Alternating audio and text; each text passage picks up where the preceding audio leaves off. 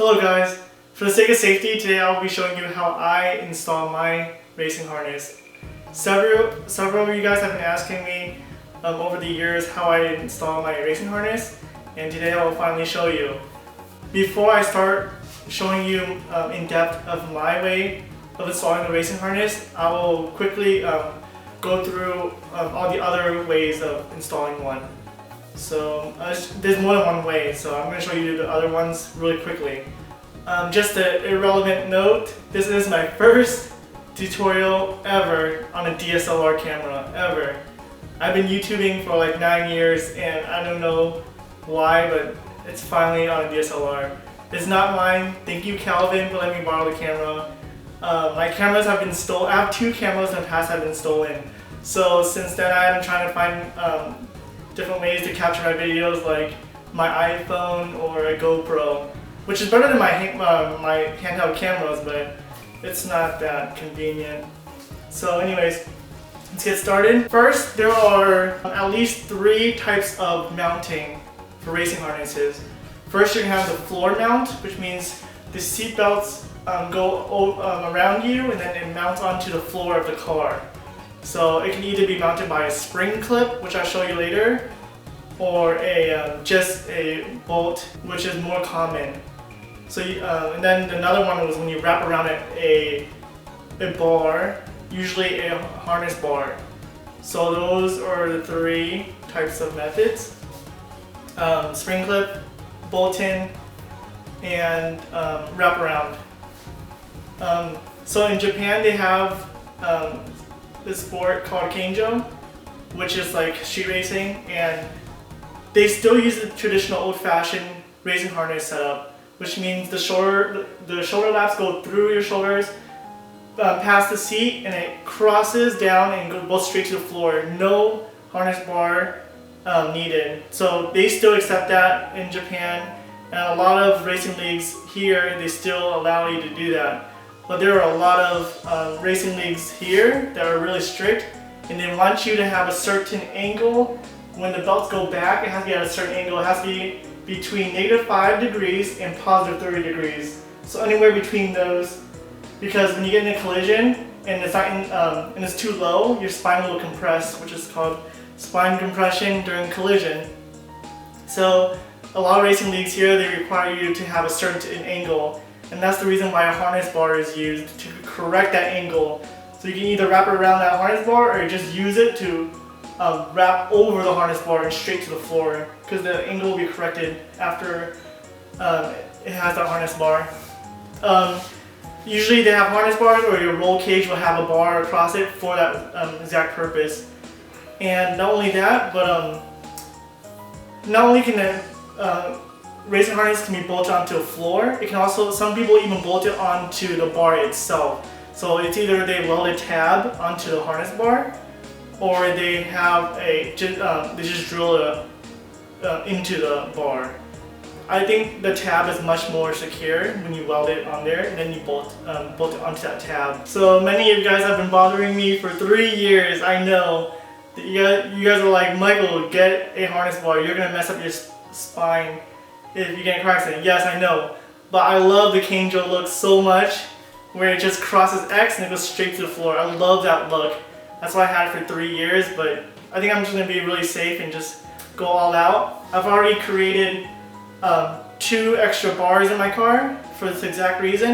It took me many hours of thinking and staying up all night, and I finally had bought items like tubes, clamps, and I grinded down the tubes. Took many hours, got it welded and got it painted at a powder coating shop, and I finally have it installed in my car for the to be used as a harness bar for safety. So basically what an update on my car is that I have the horizontal bar to be used for a racing harness, and I have a huge diagonal bar to reduce the flex of the rear roll cage area, so to reduce the torsional flex. In case you were wondering, the silver bar that goes behind my head inside the car that I've always had is a B-pillar bar. It is not a harness bar.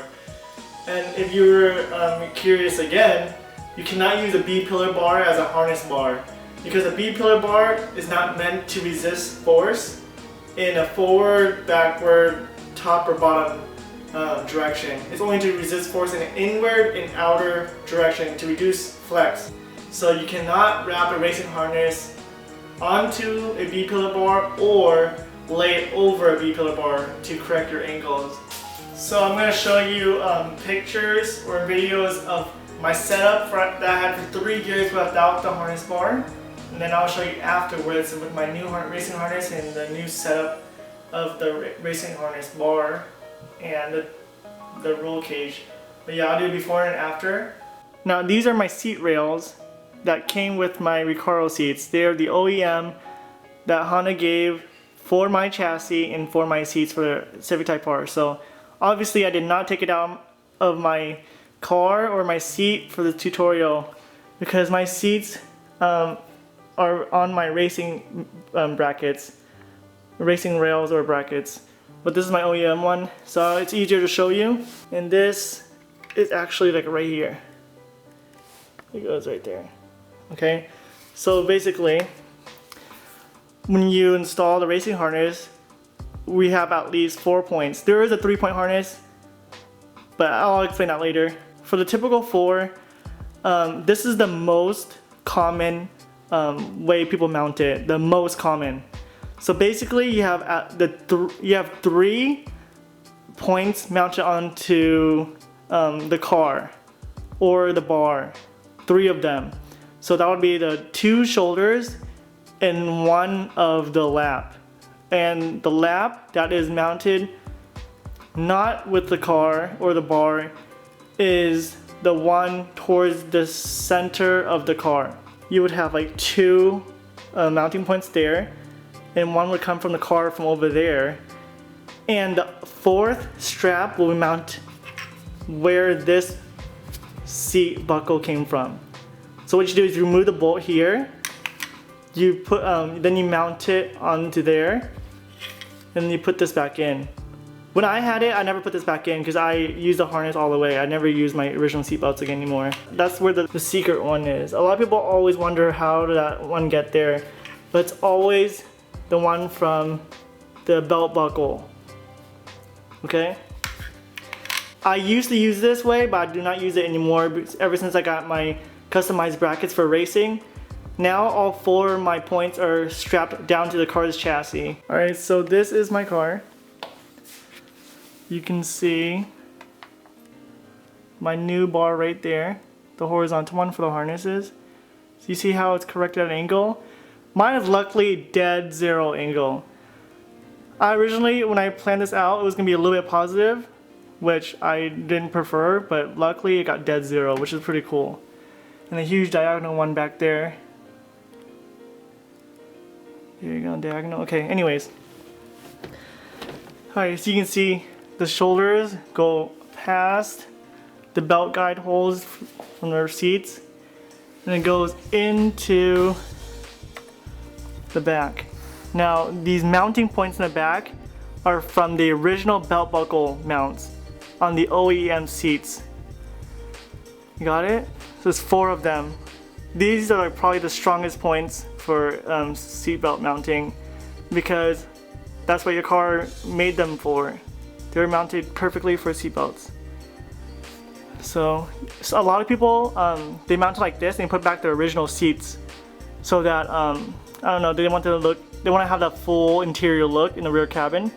So they put back their entire rear seats back, and these belts will just poke through the crevice in between the seats, like the backing and the bottom of the seats. It would just go through. I don't know why they would do that, but like obviously no one can sit back there, but it just gives you that full interior look. But I just decided to strip everything because for the sake of weight. Yes. Okay.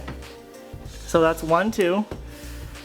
The 3rd one, which is not part of the belt buckle like I mentioned earlier, is right here. Now this mounting point right here is from your stock seat belt.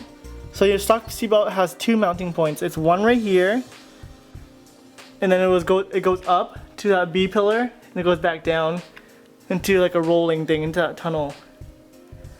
So you're gonna use this. If you have an aftermarket universal harness bar, which a lot of people have, you would have the horizontal bar that connects to the B pillar, and then it would go down, and then you have two support legs. The two support bars will mount onto this OEM mounting point right there. Okay, so that's 3.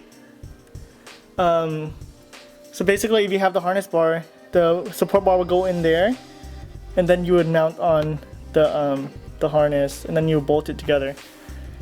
And then the 4th one, like I said, will go to the belt buckle hole, and then that completes your 4-part harness.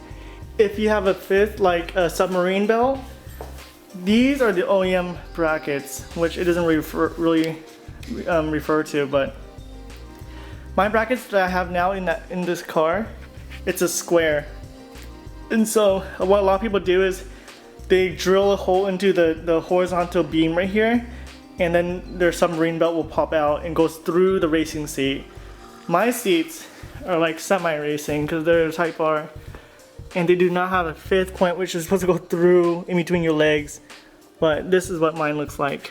Mine would go right there, and it goes through the seat belt and it goes underneath and it mounts onto the seat rails. That's one way, or you can go straight to the chassis where you drill a hole underneath your floorboard, and then you can mount the submarine belt there. Now for my 4th one, like I said, where I'm supposed to use a seat belt buckle, mine is mounted onto the chassis.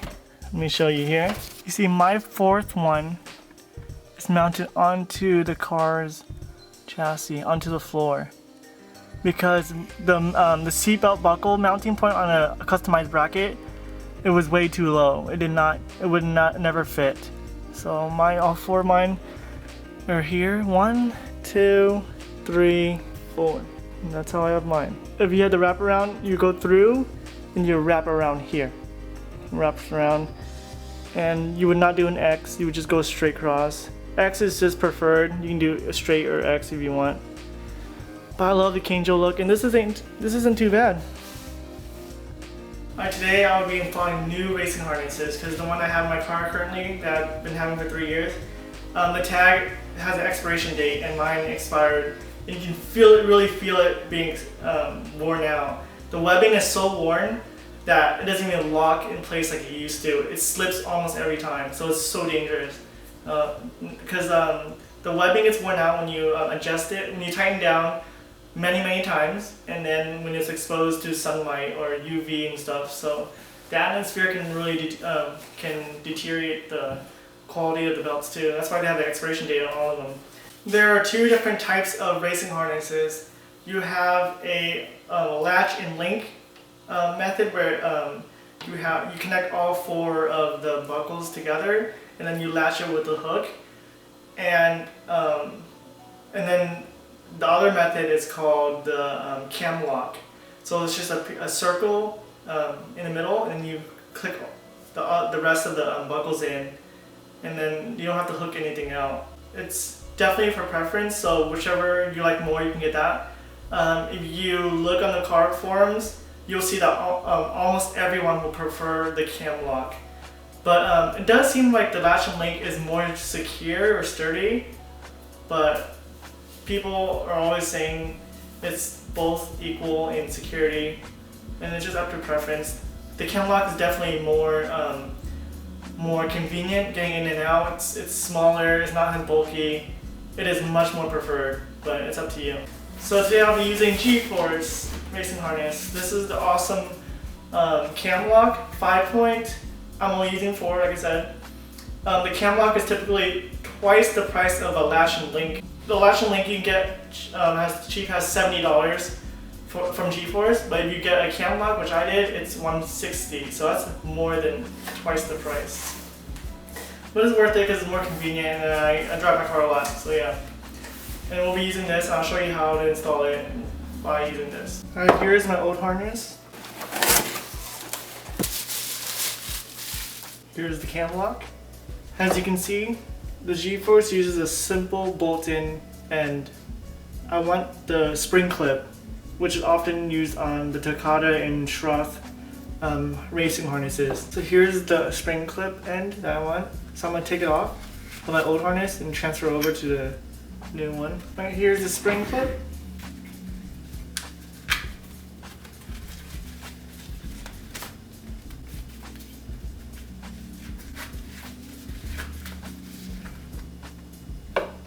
This is the regular bolt-in end. You keep this, obviously. This is for adjusting. You want to fold in the sides like this, like a little triangle. Make sure the flap is facing up. So when you look at the camera, it's facing up like this. You trace it back, and the clip is still facing up. You fold it where the flap is still facing up. You put this in like that. Pull it through. After you have a nice amount of belt that has gone through the hole, you want to flip it back over and go under here.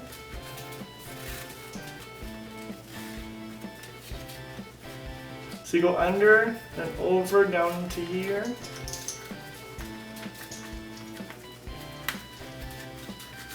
Like that. And after you go, so basically you go underneath the first loop, then go back down, and then you're gonna go over to finally lock in place. And you put it back in the first loop you went through to lock everything. It should look like this when you're done.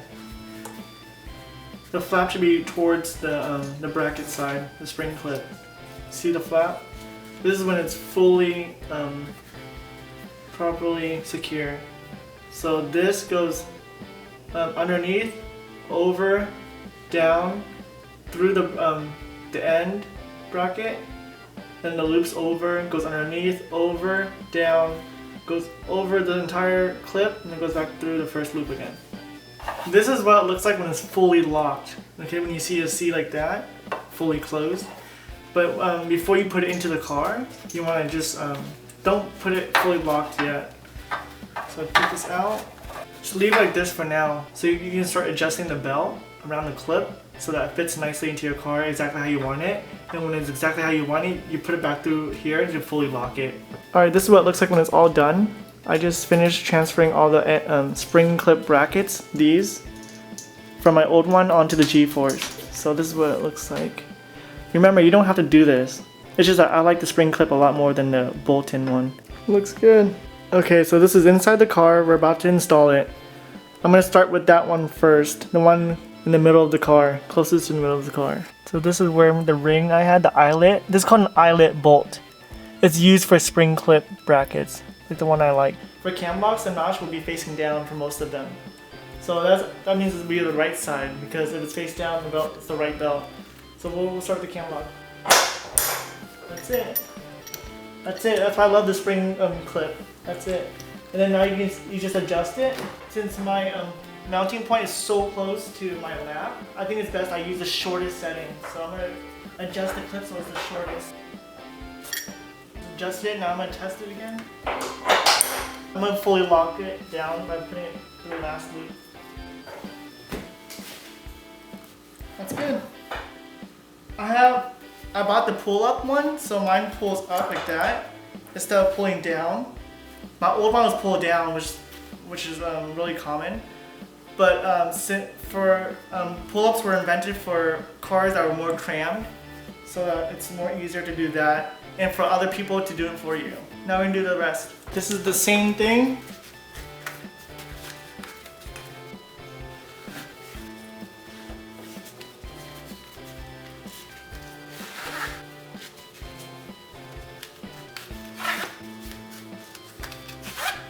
Done adjusting, so now I just need to clip it through. The outer and the inner side are done, and it's a nice adjustment. It fits nicely. If you want to wrap it around the harness bar, this is how you do it. Okay, this is a simple clip that you will mainly see on a lot of harnesses that comes with it. Put the strap through the seat, like that, okay? So you have it through the seat. I'm gonna move the seat forward. Alright, here's the clip. You go under, set this up, go back down. Right, so you have this so far. Make sure you have a good amount of slack on the belt. Underneath, you wrap around the bar. Now here's the clip. Take the end of it and go back underneath.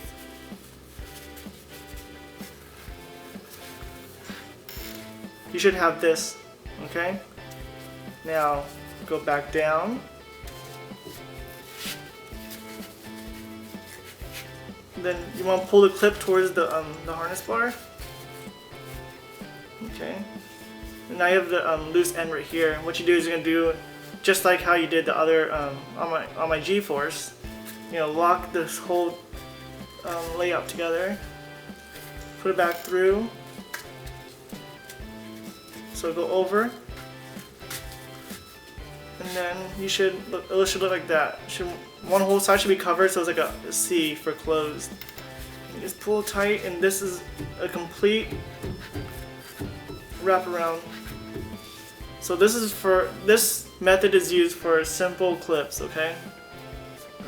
It's the most commonly used for wraparound style, this method. And if you have a lot of slack, which you will have, because I'm just demonstrating, I didn't have much slack, but you should have a lot of slack. What you do is you're gonna roll it up, and just roll it up like that, and then you zip tie it, and you should be good, so it doesn't flap around in the back. But this is it.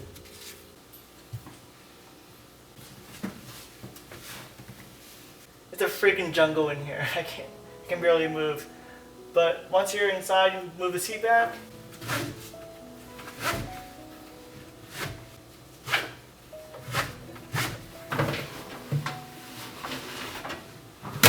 That's the tutorial. I hope this helps a lot. I tried to explain a lot as I could.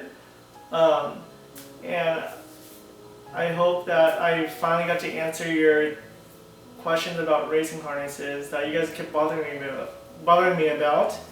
So I hope everything goes well. Good luck and have a wonderful installation. Here's what it looks like when it's all done.